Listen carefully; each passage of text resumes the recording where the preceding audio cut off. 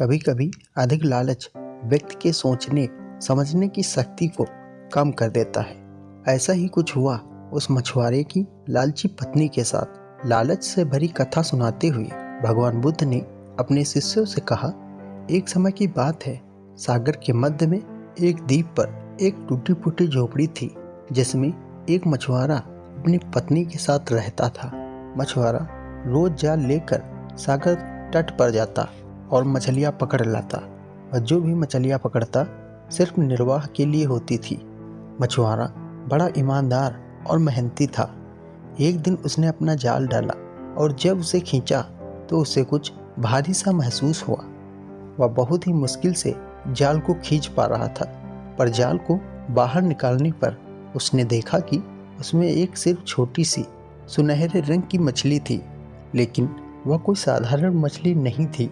वह मनुष्य की आवाज़ में बोली, हे मानो, मुझे मत पकड़ो, मुझे नीले सागर की गहराइयों में ही रहने दो।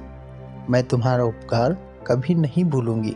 यदि तुम्हारी कोई इच्छा हो तो बताओ, मैं उसे पूरा करूंगी। यह सुनकर मछुआरा सोच में पड़ गया। उसने कहा, मुझे तुमसे कुछ नहीं चाहिए, जाओ निर्भय होकर नीले सागर में ही विचरण करो। या कहकर उसने मछली को वापस सागर के जल में छोड़ दिया। जब वह घर लौटा तो उसकी पत्नी ने पूछा, आज कितनी मछलियाँ पकड़ी? मछुआरे ने कहा, आज तो सिर्फ एक छोटी सी सुनहरी मछली जाल में फंसी थी, जिसे मैंने वापस सागर में ही छोड़ दिया। वह मनुष्य की आवाज़ में बोल रही थी, मुझे छोड़ दो, बदले में कोई इच्छा हो तो बताओ, मैं उसे पूरा करूंगी। मैंने उसे बदले में कुछ भी नहीं मांगा और उसे छोड़ दिया। यह सुनकर उसकी पत्नी क्रोधित होकर बोली, अरे मूर्ख, भाग्य खुलने का एक अच्छा अवसर आया था, तुमने उसे भी व्यर्थ जाने दिया। कम से कम उससे खाने के लिए रोटी तो मांग ही ली होती। सारा दिन वह सुबह से रात तक वह उसे बुरा भला कहती रही। आखिर मजबूर होकर मछुआरा सागर तट पर सुनहरी मछली से रोटी मांगने के लिए गया। सागर के किनारे खड़े होकर उसने जोर से आवाज़ लगाई, मछली, ओ सुनहरी मछली, जरा वापस आओ। उसकी आवाज़ सुनकर सुनहरी मछली किनारे पर आ गई। उसने मछुआरे से पूछा, बोलो क्या चाहिए तुम्हें? मछुआरे ने कहा, मेरी पत्नी मुझ पर बहुत नाराज हो रही है, उसने मुझे तुम्हारे पास रोटी मांगने के लिए भेजा है। मछली के आवासन पर मछुआरे ने घर पहुंचकर देखा तो सचमुच वहां पर रोटियों का ढेर लगा हुआ था। पत्नी ने कहा, घर में रोटियों की कमी नहीं है, पर कपड़े धोने वाले टब में छेद हो गया है।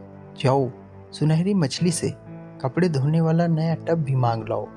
मछुआरा पुनः सागर तट पर गया। उसने आवाज़ लगाई, मछली, वो सुनहरी मछली, मेरे पास आओ।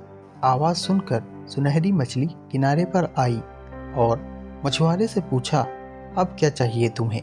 मछुआरे ने कहा, मेरी पत्नी को कपड़े धोने का एक टब चाहिए। मछली ने उसकी यह मांग भी पूरी कर दी। उसके बाद मछुआरे ने अपनी पत्नी के कहने पर झोपड़ी की जगह नया घर मांगा। नया घर मिल जाने के बाद पहले से भी अधिक गुस्से में थी। उसने मछुआरे से कहा, अरे मूर्ख, तुम्हें कोई भी अच्छी बात क्यों नहीं समझ आती? तुमने नया घर मांगकर सोच लिया कि बस इतना ही काफ़ी है। तुम उस सुनहरी मछली के पास जाओ और उससे कहो, मैं एक सुंदर स्त्री बनना चाहती हूँ। मछुआरा अपनी पत्नी के क्रोध से डरता था, इसलिए वह फिर से समुद्र के किनारे पहुंचा और मछली को बुलाकर अपनी मांग बताई।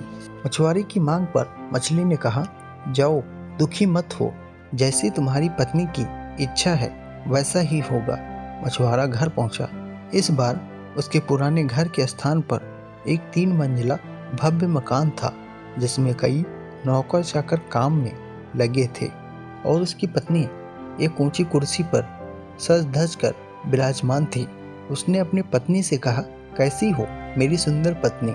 पत्नी यह सुनकर गुस्से में आग बबूला होकर चीख पड़ी, अरे बेशरम, मेरी जैसी सुंदर स्त्री को अपनी पत्नी कहने की तुम्हारी हिम्मत कैसे हुई? नौकरों, इधर आओ, इस व्यक्ति को पकड़कर 40 चाबुक लगाओ, जिससे इसके होश ठिकाने आ जाएं। आदेश पाकर नौकर दौड़ते हुए आए और उसकी गर्दन पकड़कर खींचते हुए अस्तबल में ले गए। वहां उसे चाबुक से इतना मारा कि वह बड़ी मुश्किल से खड़ा हो सका। उसके बाद उसकी पत्नी ने कहा, अब से तुम इस घर के नौकर हो। यह कहकर उसने एक झाड़ू थमाकर पूरे घर की सफाई का कार्य सौंप दिया। बेचारे मछुआरे का जीवन नर्क हो गया। मछुआरा सारा दिन सफाई में ही लगा रहता। गलती होने पर उसकी पीठ पर चाबुक लगाए जाते। वो सोचता, यह कैसी स्त्री है, अच्छे दिन आने पर मुझे अपना पति भी नहीं समझती। कुछ दिन बाद पुनः मछुआरे को बुलाया और कहा, जाओ उस सुनहरी मछली को फिर से कहो कि मैं अब रानी बनना चाहती हूँ। मछुआरे की मांग पर सुनहरी मछली ने उसकी पत्नी को रानी बना दिया। मछुआरा अब घर वापस आया। उसने देखा कि उसके पहले वाले घर के स्थान पर सोने का भव्य महल था।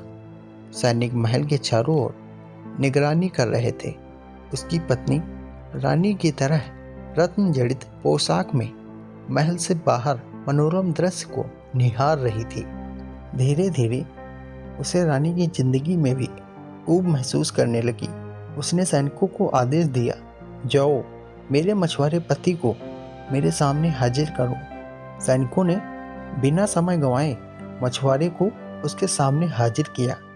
उसने कहा, सुनो, अभी जाओ और सुनहरी मछली से कहो कि अब मैं पूरे सागर की मालकिन बनना चाहती हूँ, जिससे उसमें रहने वाली सभी मछलियाँ मेरा आदेश मानेंगी।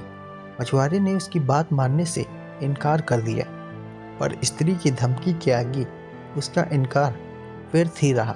अतः विवश होकर वह पुनः तट पर गया और सुनहरी मछली को आवाज़ देने लगा।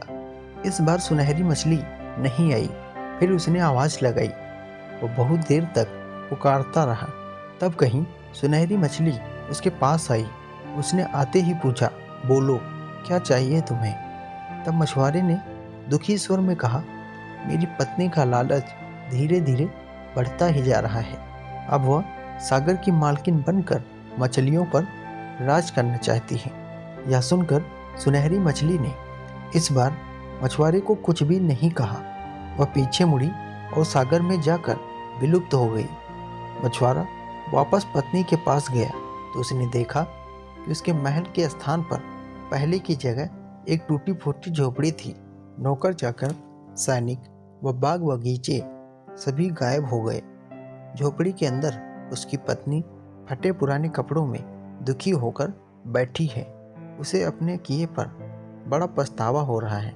मछुआरा व उसकी पत्नी दोनों पहले की तरह जीवन यापन करने लगे। मछुआरा रोज जाल लेकर सागर तट पर मछलियां पकड़ने के लिए जाता, पर उसके जाल में सुनहरी मछली फिर कभी नहीं फंसी। उम्मीद करता हूँ ये कहानी आपको पसंद आई होगी।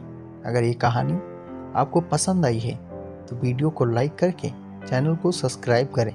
धन्यवाद।